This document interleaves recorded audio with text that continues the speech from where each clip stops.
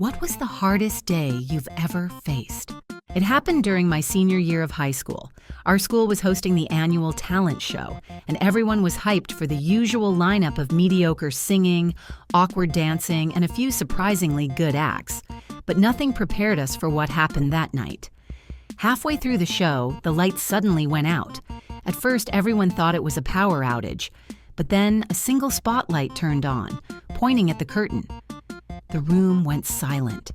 Slowly, the curtain opened, and one of the quietest kids in school, someone who barely ever spoke, was standing there with an old guitar.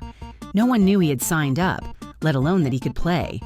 He strummed a single chord, adjusted the mic, and started to sing. And it wasn't just good, it was incredible. His voice filled the auditorium, raw and emotional, and by the second verse, you could hear people sniffling. By the time he finished, the entire room was on its feet, cheering louder than I'd ever heard. He smiled, nodded, and walked off the stage like it was no big deal. The next day, he was the talk of the school. People couldn't believe this shy, quiet kid had that much talent.